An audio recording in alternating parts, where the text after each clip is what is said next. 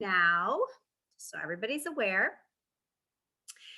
So we are super excited tonight for our 5th Family University event to have Wesley Morgan here with us tonight. He is going to be presenting on Can You See the Signs? Looking at mental health and mental health supports, particularly in this time that we are living in right now. So super excited to have you all here this evening. Just a little background on my good friend, Wesley Morgan. He is a class of 1999 Ferndale High School graduate. He works as a licensed professional counselor in the city of Grand Rapids and is the owner of Renewed Counseling Services. He also has a Master of Arts in Counseling. He grew up in Oak Park, and Mr. Morgan has been counseling professionally for more than 7 years while helping individuals work through life issues and supporting mental health. This has been a passion of his for over 15 years. He specializes and has experience helping people work through anxiety disorders, personality disorders, depressive disorders, and much more.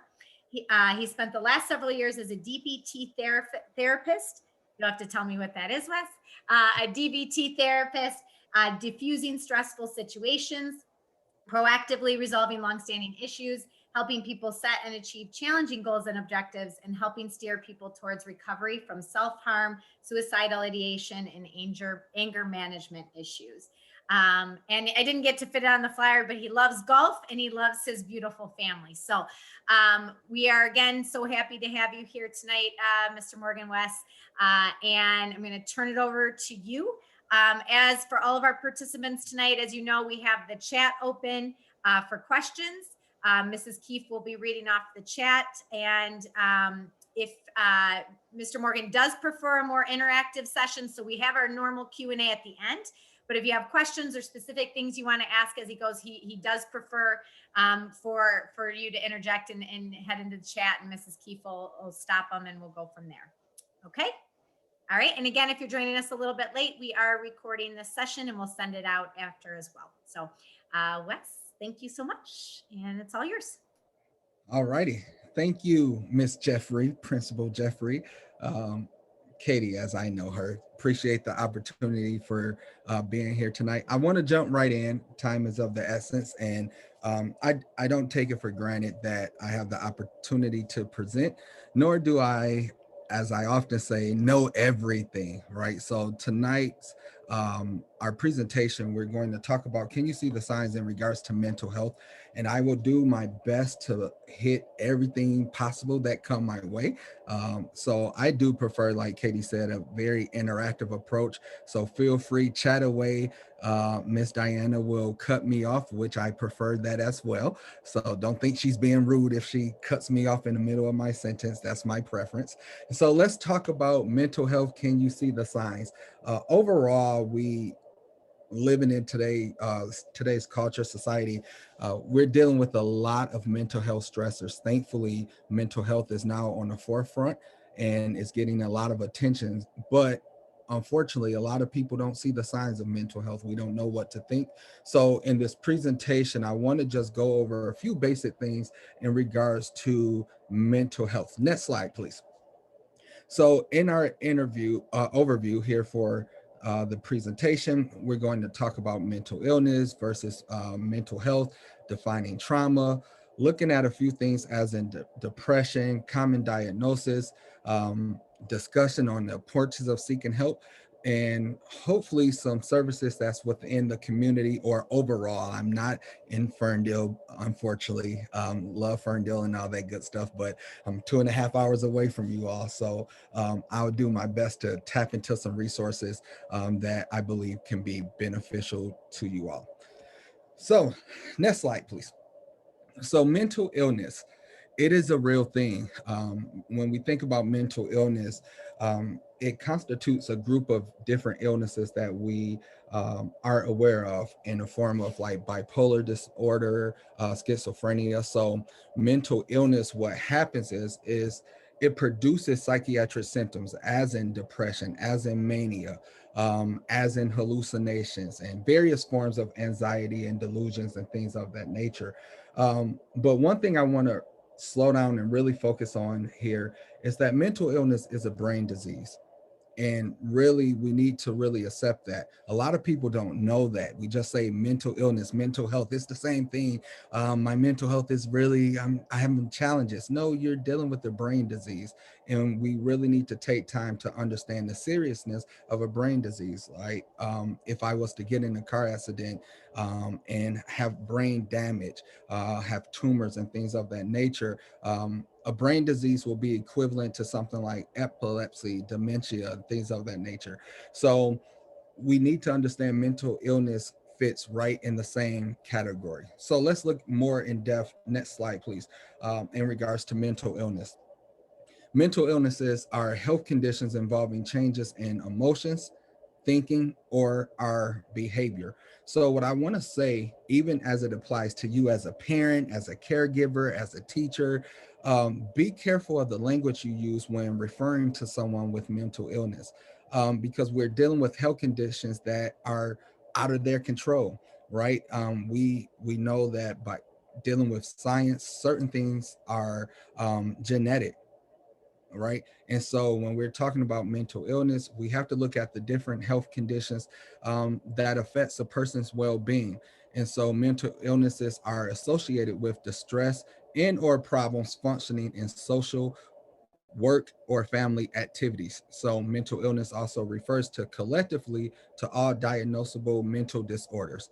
So mental illness, in other words, if I was to bring this down on a surface level, like I like to do things, mental illnesses disrupts a person's thinking, their ability to feel, a lot of challenges with mood, ability to relate to others, daily functioning. Sometimes they don't want to. A lot of kids are tired of Zoom. I'm tired of Zoom. I've been on Zoom all day today. I'm tired right now, right? But that's a result of mental illness. And even with the language, we are told, especially men, um, get over it, toughen up. You can just get through it. Be careful with that because a lot of people cannot get through it. This is a disease. So to tell someone you got the willpower, you're going to be okay, use your characteristics, use your inner power, use your faith, all of those things are important, but we have to be careful when we're dealing with a disease. Because do you look at a family member or do you go to the hospital and say, get over your high blood pressure, just get through it, you'll be okay? Or do we go to the cancer center and say, just get up, get off the bed, grow your hair back, you'll be okay? No, we don't do that. And so we have to think of mental illness in the same way of not telling people what to do, but really accept where they are at. So with all of this disruptions in the brain and the structure and the chemistry of the brain, there's different various causes that takes place. So mental illness has a lot of biological conditions that can be treated just like any other illnesses, such as like diabetes and things of that nature. Common mental illness diagnosis that I kind of hinted towards earlier: anxiety disorder. We're dealing with psychotic disorders, mood disorders. That would be something like depression, bipolar, personality disorder, borderline personality disorder. Katie asked earlier, what is DBT? DBT is dialectical behavioral therapy. It is a style of therapy that helps individuals who have been diagnosed with borderline personality disorder. So these, for a person who's seeking out DBT style of therapy, these are what we call high risk clients. Suicidal ideation is high, sometimes a lot of attempts, cutting, a lot of impulse of self-harm behaviors. So that's what DBT is there for. So to answer her question from earlier, that's DBT. So, and it's a personality disorder, for borderline personality disorder. And then substance use and antisocial disorder. These are common mental illness diagnosable disorders, I guess you could say, for us to address in regards to mental illness. Next slide.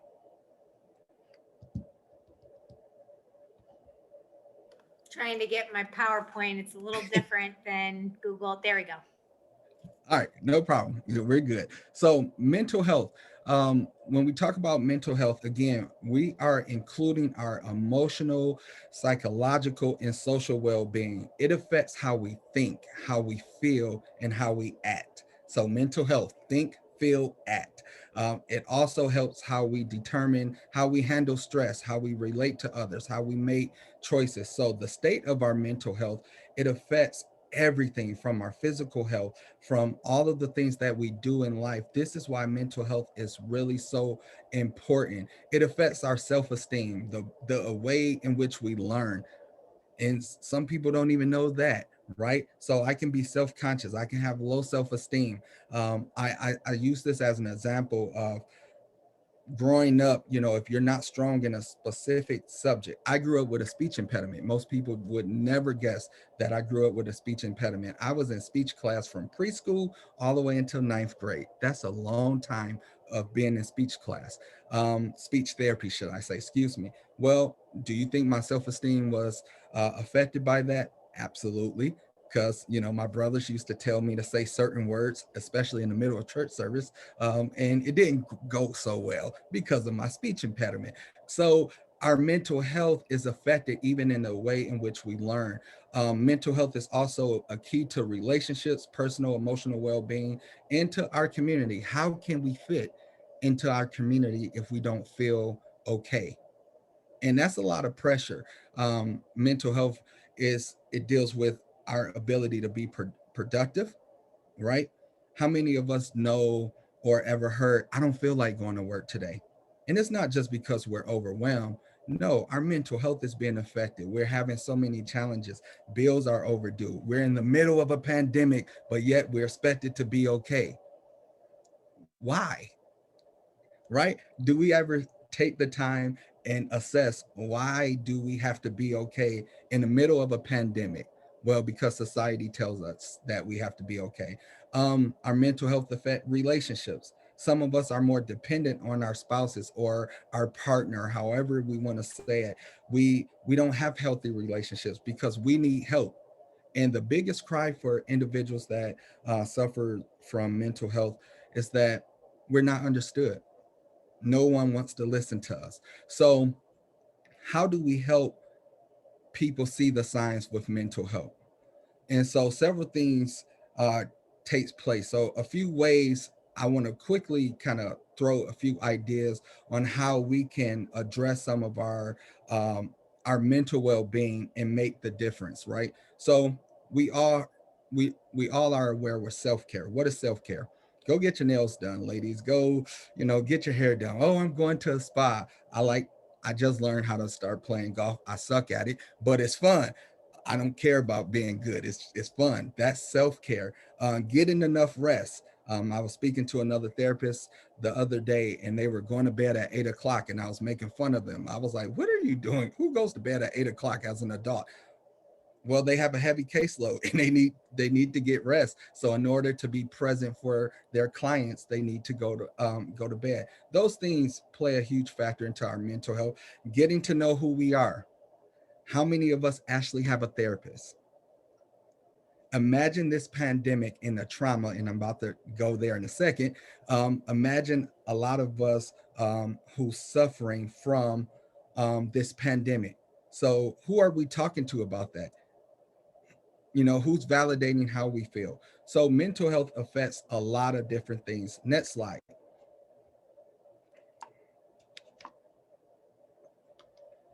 What is trauma? So, the reason why I decided to label this presentation, Can We See the Signs, is because these are all the things that we are currently experiencing right now. And all of us are experiencing it as teachers, as principals, as a therapist. I'm experiencing a lot of the things that I'm going to talk to you about.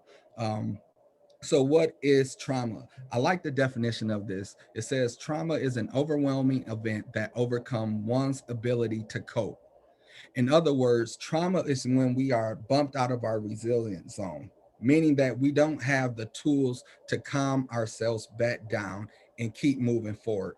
Instead, we go into the fight, flight, or freeze in order to get through it, right? So, our fight, I'm not sure if all of you are aware, but I like to assume that we're all are aware of the fight and flight syndrome.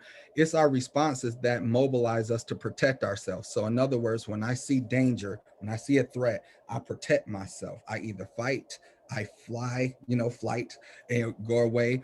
And that's a hard position to be in, but that's what happens with trauma. So this whole fight or flight syndrome, it's a response to our natural body's reaction to danger. It's a type of stress that response that tells us that, hey, you need help, you need to protect yourself, you need to get away. And that's what happens to trauma. Let's look at, and don't worry, I'm not going to get into politics tonight, but let's look at the state of our country.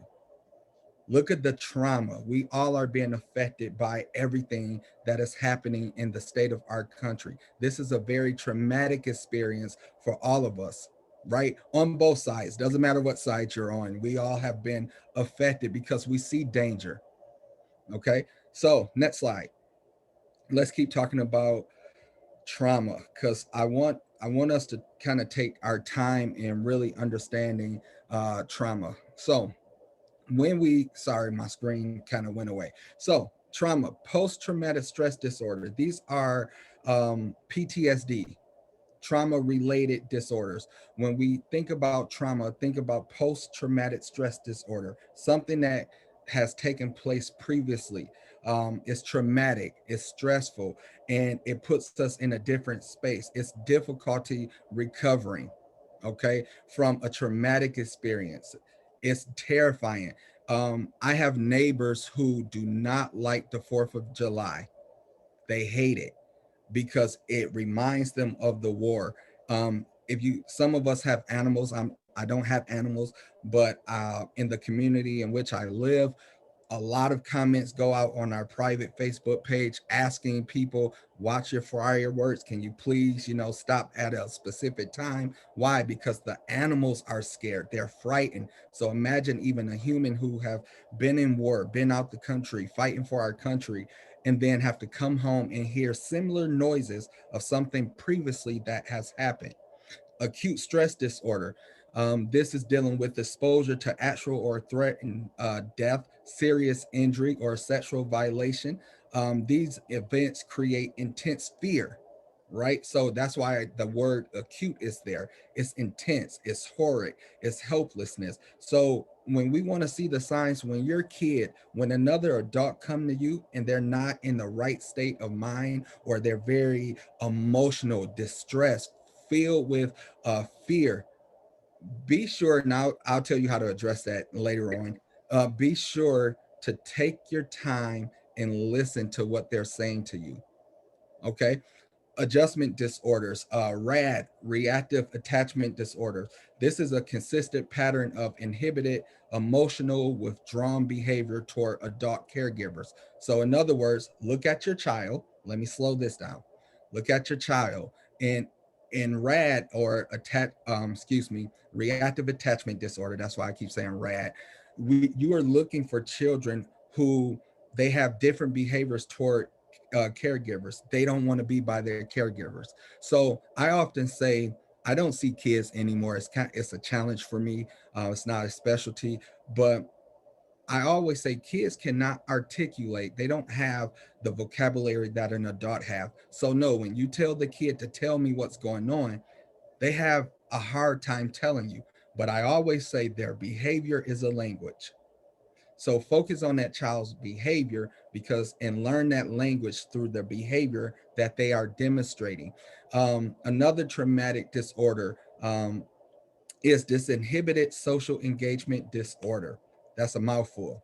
Okay. A pattern of behavior in which a child actively approaches and interact with unfamiliar adults.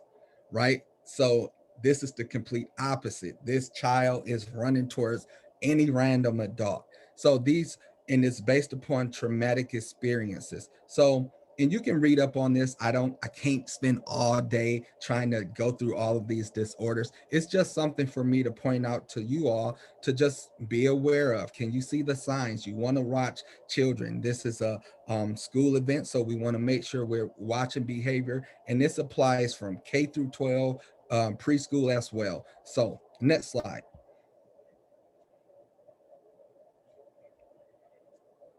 I think I'm on the wrong slide. Okay, Am I on the right? I'm having trouble with the PowerPoint. you're good.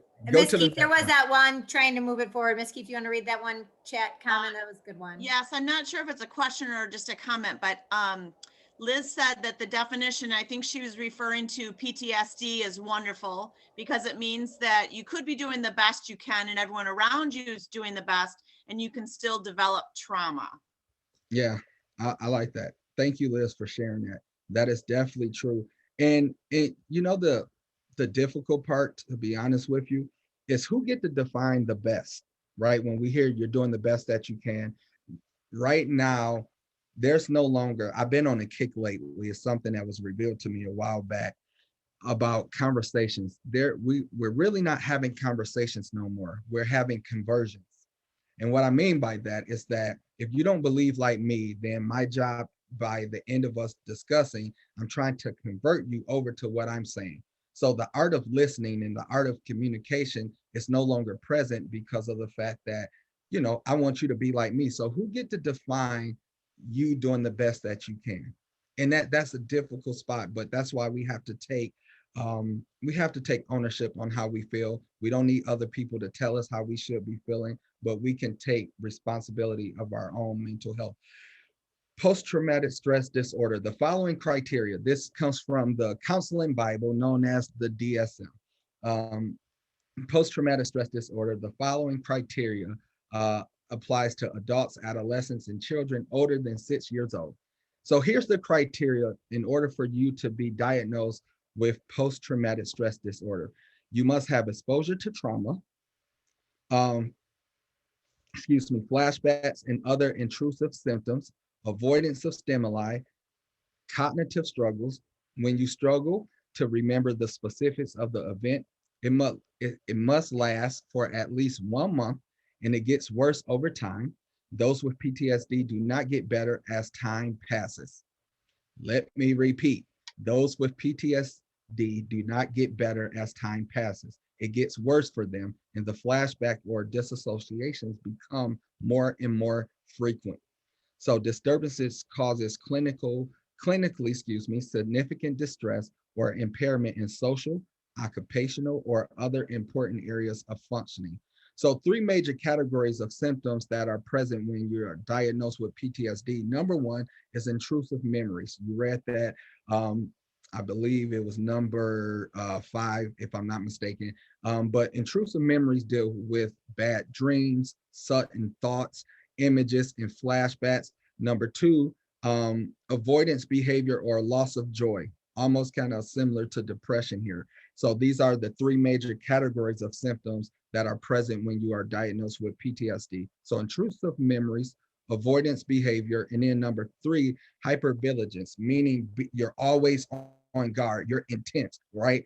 This is the person that's not smiling in none of the pictures, but they're very tense. They're always on guard, waiting for something to happen. They feel on edge, easily startled, always on high alert. These are things, the three major categories that you can be looking out for in regards to post-traumatic stress disorder. Next slide. And I'm moving quickly just because of the fact I prefer to talk to you all than to be doing really a lot of presentation. That's just my preference. So who's at risk for PTSD? Victims of sexual assault, victims of child sexual abuse, verbal abuse, I'm going to keep adding to that, physical abuse, victims of child neglect, number 4, victim of spousal abuse, victim of random acts of violence.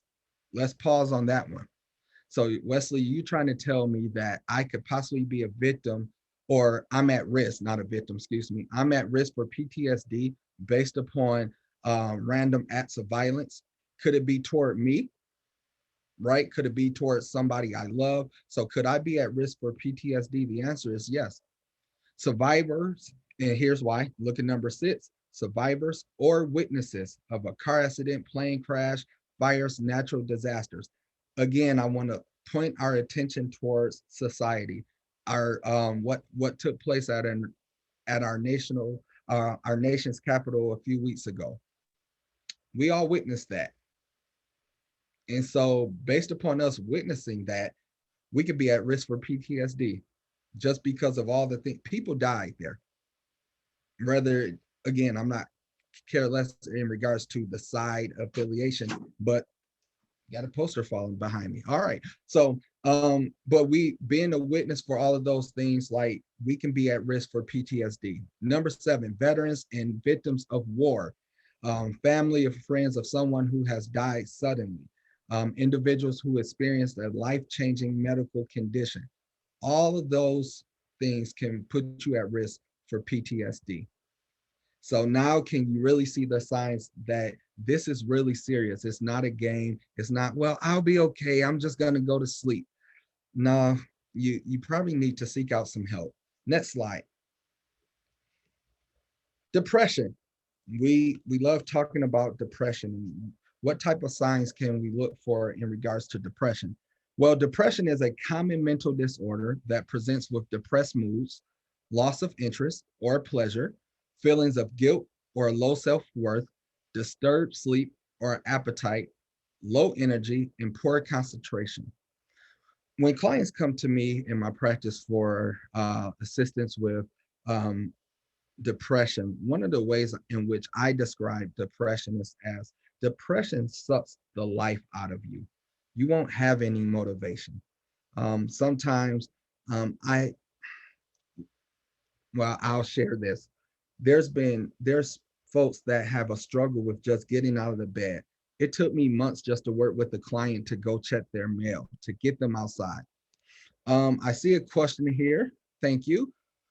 What is the youngest age one can be diagnosed with depression? Very good question. My answer to this, and you can double check on this, I always say that, so don't take my answer as though it's the final answer. In diagnosing kids, they really stray away from that.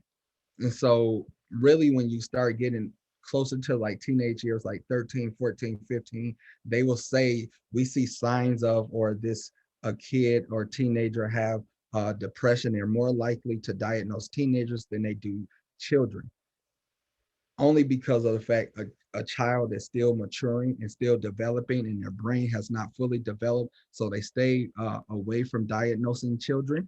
At least here in Grand Rapids, they do.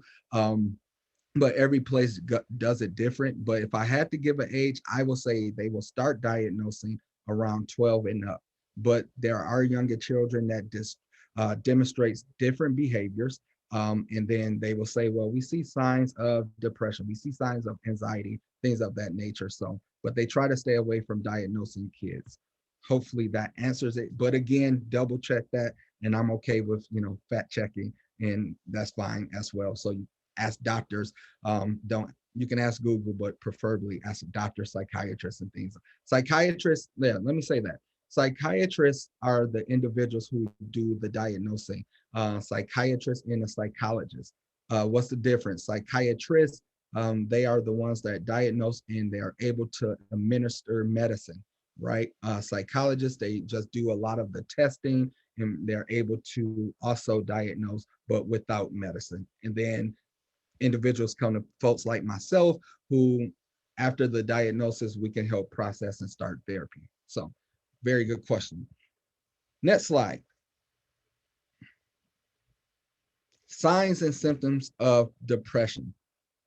This is important because depression has many different looks. A lot of people are smiling, but yet depressed, and we will never know. And sorry that if it looks like I'm looking left or right, my screen is completely different than you all. So bear with me on that. So sadness is only one small part of depression, and some people with depression may not feel sadness at all. So major depression is really, it's like having symptoms of depression most of the day, nearly every day for at least 2 weeks, that interfere with your ability to do work, sleep, study, eat, enjoy life. There's something that's called persistent depression, or dysthymia is, I believe is how they pronounce the word. Dysthymia is more so having symptoms of depression for at least 2 years. So this is a low grade depression, but it's more, it lasts longer, right? Major depression is actually shorter. Dysthymia is longer. It lasts for over 2 years. So a person with dysthymia, with that form of depression, may have episodes of major depression along with periods of less severe symptoms. So we know things like seasonal depression. That is a thing where different seasons cause people to feel a different way. So what are some of the signs? Persistent, sad, anxious, empty mood, feelings of hopelessness, feelings of guilt, worthlessness, helplessness, loss of interest or pleasure in hobbies or activities, decreased energy, fatigue or being slowed down, difficulty concentrating, remembering or making decisions, difficulty sleeping, and early morning awakening or oversleeping, thoughts of death or suicide attempts. Uh, so when we look at signs of depression, again, it can be different. These are just a few signs and symptoms of depression. Now, here's the part that I've been waiting to get to. Let's talk about treatment. Next slide.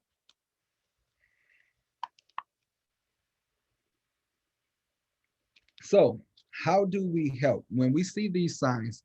We talked about trauma, we talked about PTSD, we talked about depression, and quickly, I understand I kind of rushed through all of those, but this is where we need to spend a lot of time talking. It's like, what do we do? Where do we go? When I don't have money, I can't pay my copays, all of those things. What should I do as a citizen to help someone, maybe my child, maybe my relative? So blast away with those type questions or any questions that you have. But in regards to treatment, talk therapy is huge.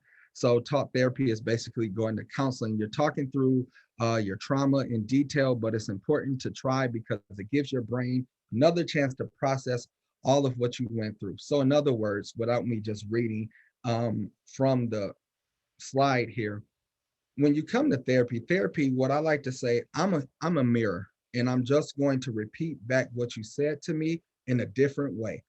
And so you're bringing your traumatic experiences to me, or your depression, anxiety, anger, and I'm giving it back to you. But I say to clients that I see, my job is to stretch your way of thinking. I'm not going to tell you what to do. I can give you different ways on how to do something, but I want to stretch the way in which you think, because currently the way in which you're thinking is keeping you stuck. So let's add to that, but let's stretch the way in which you think. So that's what talk therapy do. CBT, I love CBT because that's cognitive behavioral therapy. I should slow down and say that. It's trauma focused. So in CBT, we deal with your thoughts, we deal with your feelings, we deal with the actions and the results. So thoughts, feeling, actions, and results. The reason why I like CBT, because of the fact we all need adjustments in our thinking. Literally, we do. So we can be stretched in a way in which we think, and it can have great benefits and rewards for us in changing the way in which we think. So in CBT, it says what they do in this type of therapy is work with you in a relaxed training like deep breathing, muscle relaxation, emotion regulation, identifying the feelings, and having tools to manage what we may feel, work through all the traumatic and narrative and processing. So in other words, what typically happens is trauma affects the way we think. And so we often get stuck in negative thought cycles. So that therapist steps into that thought cycle and try to show you some ways in which you can think differently. Because a lot of us have all or nothing type thinking. And we use phrases like this: we're never going to get through this pandemic. Oh my gosh, I'm never going to be able to go on vacation. Well, unfortunately, if we keep saying that, that's really how we're going to start behaving.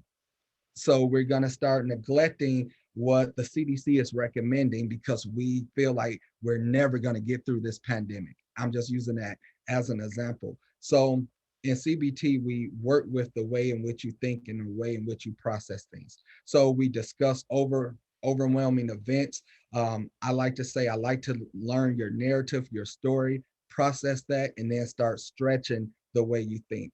And if you're anything like me, I'm out of shape. So any type of stretching right now will be very uncomfortable. And that's what happens in talk therapy. So Be ready to be uncomfortable in talk therapy. Medication. People ask me all the time, Wesley, are you for medication or not? And I say I'm for medication, and I'm also against it. And the reason why I say it that way is because I see a lot of people depend on medication, wishing that medication will do the work for them. They want the outcome, but they don't want to do the work, and medication does not give you the outcome. Here's the thing about medication. Medication, it brings, I talk a lot with my hands, sorry. So medication, what happens is it levels out. So there can be a chemical aspect of your brain where there's a shortage. Let's just say there's a shortage of chemical things taking place in your brain. So the medication will even that out, but it doesn't necessarily do the work of change. So it will help more so help you feel normal or define what normal is, and it helps. So that's why I'm for medication. Yes, go after medication and help you. Whatever can help you feel better, go for it. But just don't depend on the medication to give you the change that you desire. You have to work along on top of the medication to seek that change. So the slide says many people who have PTSD also find themselves in struggling with anxiety and depression. Therefore, medication has been found to be very helpful for those who are struggling. EMDR. So this stands for eye movement desensitization and reprocessing. And in regards to EMDR, this type of treatment is very detailed. I am not EMDR trained. It's a lot of training to go into that. But it's sort of like REM sleep. So in other words, it's like how your eyes go from left to right. So the therapist starts to deal with your brain and helps with sensations and give your brain another opportunity to process trauma. So it's a very unique style of therapy. It definitely works. So if that's something that you will like, it definitely helps with trauma, sexual abuse, any type of trauma that a person has experienced. EMDR is definitely a good style of treatment. Not the late dinners that do it to me. It's the fucking nonstop cookies and then for next slide, please. And Wes, I'm just on time, about probably 10 more minutes, and then questions. Okay, it's about 6:40. Sweet, thank you. In regards to treatment, I just gave just those 4 things. There's a lot of different treatment, but again, I couldn't, pack a whole presentation with treatment, but those are just a few of the ones that I personally like. Validation treatment. What do we do when a child, a relative, an adult, our coworker comes to us? Validation is huge because what happens is validation, you affirm to that person that you heard them, right? So in validation treatment, you want to pay attention. In other words, listen and actively listen with your body and your mind. Just don't sit there and be like, and you're thinking about pizza and what you're going to be cooking for tonight's dinner. No, you want to pay attention because you're letting that person know that they are being heard. And then reflect back means simply you want to say back what you heard, but in your own way, and you want to describe what you heard. And also, and here's the catch with validation, you're doing it from a non-judgmental stance, meaning I don't judge people who come into my office. I don't care what walk of life they're coming from, whether it goes against my spiritual beliefs or my personal beliefs. That's irrelevant. You want to listen to them from a non-judgmental stance. Thank you, Diana. You said active listening. That's exactly right. You're present. You want to, in the last point says understand. You want to look for how the client's emotions, their thoughts, what are they saying to you? Because really when a person comes to you for help, they're looking for you to not only just listen, but to show them that you heard them. And how do you do that? And you have to show it in your own way. You don't have to be a therapist. You just have to learn how to listen. I saw a statement the other day I was reading, and it said communication is 70% of listening. So we don't always have to have the right thing to say. We just need to show that we understand. Imagine if we as a society learned how to understand each other, whether we agree with one another or not. But can I just understand you? Man, we would be in a totally different place. Next slide. So the importance of mental health, like other illnesses, such as a heart disease or diabetes, most mental diagnoses are treatable with the help of a healthcare professional. So psychotherapy can help teach us better ways of handling problems by talking with a trained mental health professional. And therapy can help you explore roadblocks to self-esteem and teach you to practice ways to make happiness a priority. And you can explore yourself, go deeper into current thoughts and feelings, or just sit and be for a while. All righty, last slide here will be the resources. So again, I told you all I'm not on the east side of the state, I'm on the west side of the state. So if you are seeking therapy, or Wesley, who do I contact for counseling and where should I go? Psychology Today is the best place for you to go to right now. You just go to psychologytoday.com. You can put in your preferences and you will find a list of therapists that are in your area, and you will see their picture. Now on Psychology Today, they allowed us therapists to do little small videos. You can read somebody's profile, you can go to their website, you can see if they accept your insurance. So Psychology Today is huge. Also, you can call the back of your insurance card too. So if you have preferences, call the back of your insurance card and say, hey, I'm looking for a male therapist in my area. Here's my zip code that specialize in this specific treatment. So your insurance can help you there. American Psychiatric Association, National Suicide Hotline. I like the National Suicide Hotline because you can actually chat from your phone. You don't even have to talk to them. They actually chat with you. So that will help as well. Diana, let me see here. Will it mention if they are doing in person or only virtual? Yes, it will. Some of us, like on my Psychology Today profile, it doesn't mention that. But if you email them, I know I'm huge on customer service, so I tend to respond to anyone who reach out to me the same day, if not the next day. And so if some people are wondering, are we doing in-person counseling? I'm still doing all telehealth. That's just personal preference of mine. But there's a lot of therapists that are doing in-person therapy as well. So you can just simply ask them and they will let you know that. So very good question. And then National Center for PTSD and National Institute of Mental Health. So those are a few resources, but if you're looking for services, Psychology Today is huge. And I want to take 2 minutes and say this quickly. I know a group of classmates and myself and Katie know a little bit about this, but we're actually developing, it's a group, a nonprofit that is coming you guys' way. I'm hoping to do a lot of partnership with Ferndale Public School District. It's called Catalyst for Change. Myself, and it's not in the slide, so don't worry about it.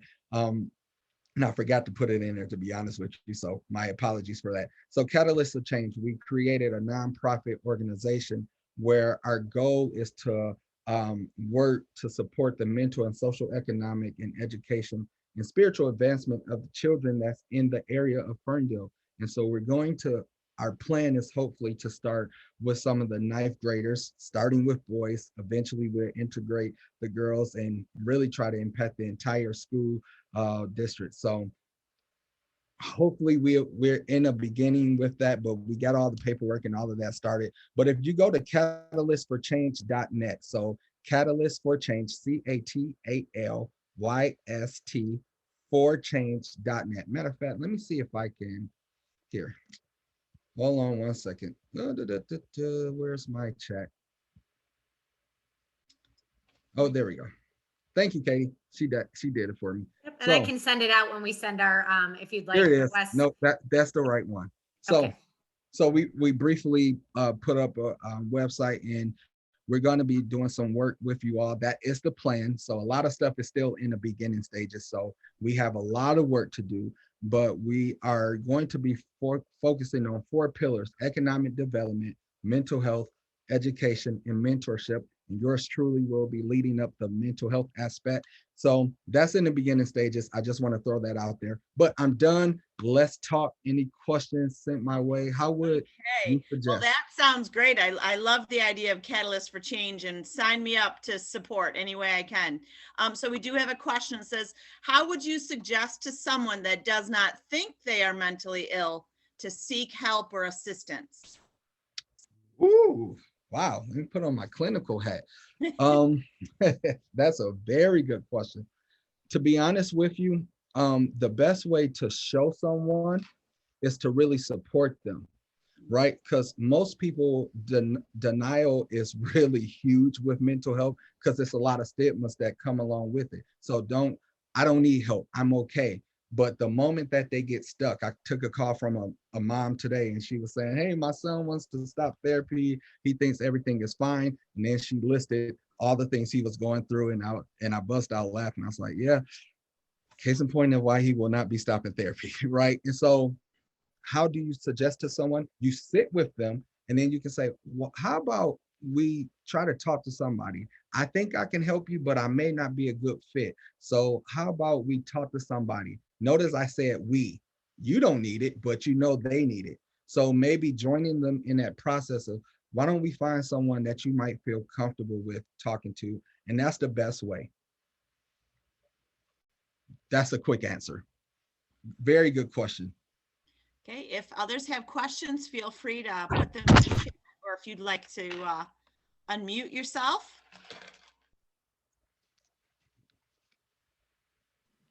Yes, I'm sorry, I was typing. Can you hear me? Yes. I can't see my little thing. Okay, so there's something that I realized about a lot of people that I speak to and kind of seem to be around, is that some people seem to have trouble getting back. Hold on one second, Alex. Getting back to normal during COVID. Like, you see them, they have high anxiety when it comes to like going back to work. They of having to maybe even do things that may be extra. And they are having trouble with processing even the possibility of getting back, like even, parents going back to school, people going back to work that have been at home for such a long period of time. And I've noticed, and I've been very careful, sometimes been very careful with conversations of talking to some of these friends, because we've been in either related fields, and I'm going to work, I get my nails done, I self-care, but I'm on a different wavelength and a different level because of something else, because of other things that I do and certified in. So how would you talk? Because I even find I don't talk. I won't go back and forth with them. Yeah. Because I even recognize, I had a coworker who has I said, okay, she's OCD. I can't go back and forth with her because it's going to become a verbal. It's just not possible. And just like with these same friends, I've noticed I can't go back and forth with, or people that I know, or people that I'm around, because they just, that thought of going back is very difficult, or that thought of it's just not in their head. And how do you go about that? Because they may have PTSD and you don't want to heighten that stress. You don't want to heighten that. How would you go about those conversations? How would you navigate? Very good question. And hello to you, Crystal. Good. Hi, Wesley. I will say, very good question. In regards to, and I do see that question too, the other question that came up. So I will address that one as well. Go back to that validation aspect. Again, we're trying to convert versus listening to understand, right? We all see this little statement on social media. A lot of people listen, we listen to talk, but we very rare do we listen to understand, right? And so when you're looking and you're noticing differences, what is this person saying to you? Because I'm just like you, Crystal. I refuse to go back and forth with people. Never do I. I don't even, in counseling, I confront people because I got to do that. But as far as like my personal life, I don't waste 0 times going back and forth with people. However, if somebody is in a different state of mind, the empathy comes out of me. And now I want to validate what they're saying. Because they have, look at it this way.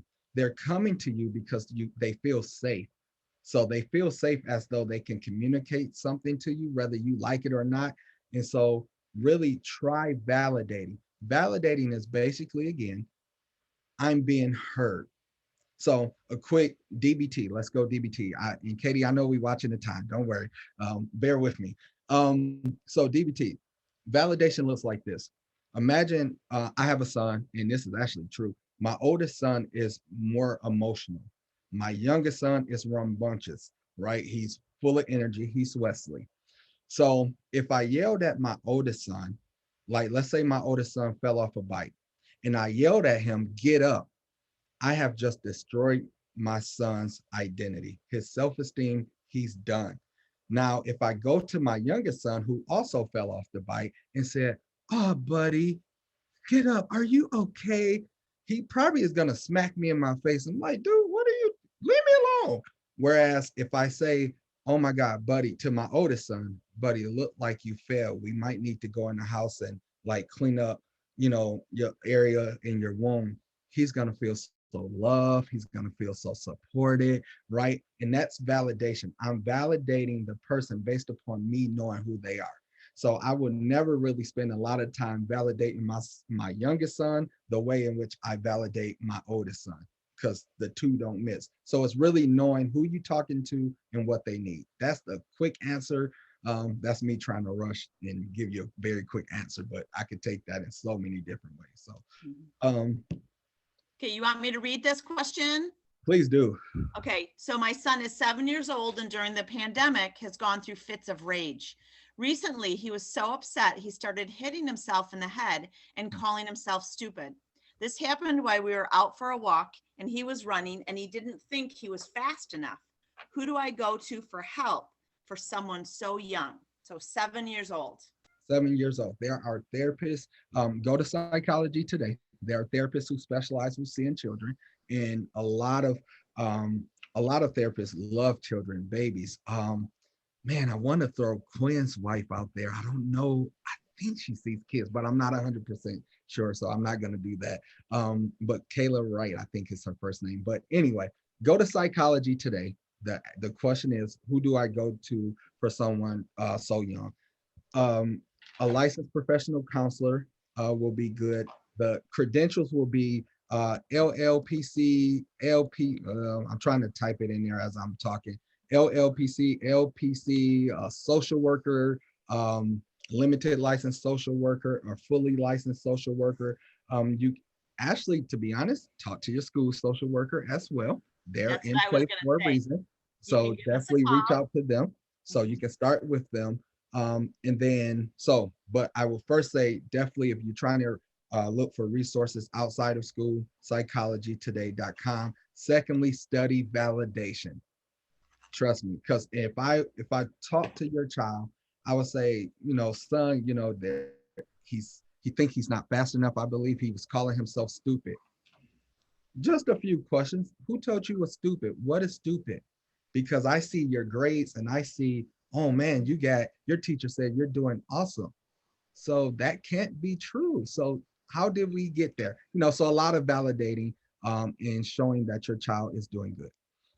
And then the next question goes along with it a little bit. It says, I would also like some suggestions for my adolescent son who is also dealing with fits of rage when he becomes frustrated with schoolwork. Balance. What do I mean by balance? I suck at this as a parent, and I'm just being honest, because my kids do wonderful. I'm actually horrible. My kids are doing amazing. My daughter just got all A's, like they're doing perfect in school, but I want them reading and, hey, let's look at this online. And it's stupid of me as a parent, to be honest. So what I'm saying is balance, because first of all, none of us on this call, and if so, something is wrong, none of us on this call has ever lived through a pandemic like this. We never did school like this. We're all graduated. So we don't know, unless we're taking, working on our masters or bachelors or associates. None of us are in school online 24/7, have to do video. I'm tired of video myself. And so imagine a kid. So a kid deals with just the amount of the same pressure you do as an adult.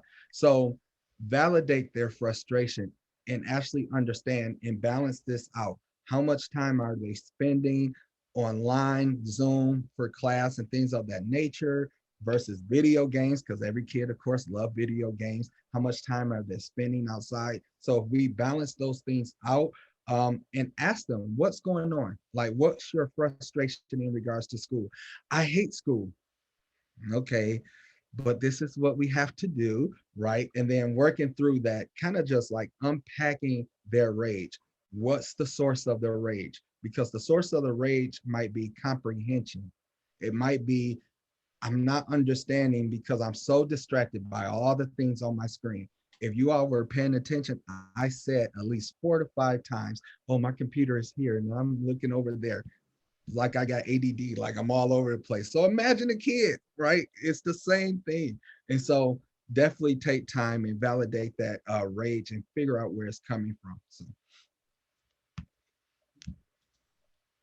I hope that answered it. Anyone else have another question? We had 2 thank yous in the chat there, Wes. Yeah. You're welcome.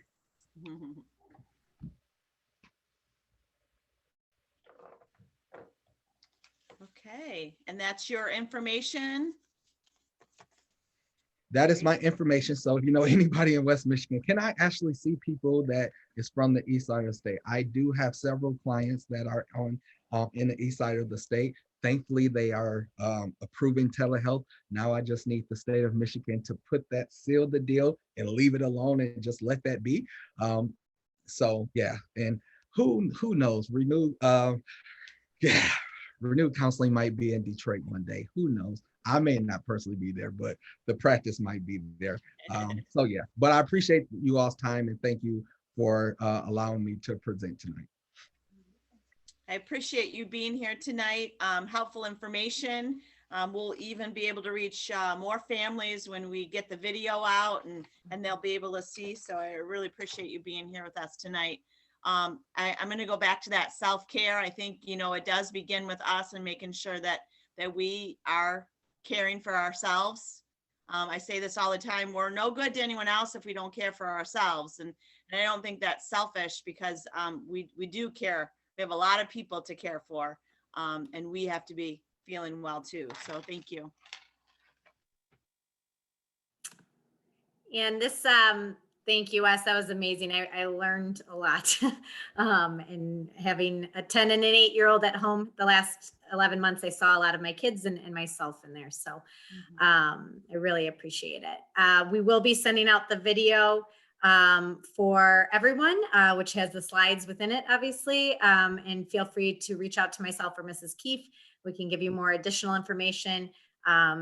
As Wesley said, we also have our school social workers and our K-5 mental health specialist, Jody Malika, who are readily available for support within the school system as well. Also, before you head out, if you notice, Ms. Toko Trina just put in a link in the chat. If you have Medicaid, there's some basic info on intakes for Oakland County, including a youth crisis team. So that link is there before you head out. So thank you again so much. I'm going to end our recording. And Wesley, we cannot thank you enough. We will certainly welcome you back to our Family University series for future iterations. So thank you so much. And very excited for your organization, for Catalyst for Change, and what that can bring to the kids in Ferndale. So many thanks. Thanks again. Appreciate it. Have a good night, everyone. See you.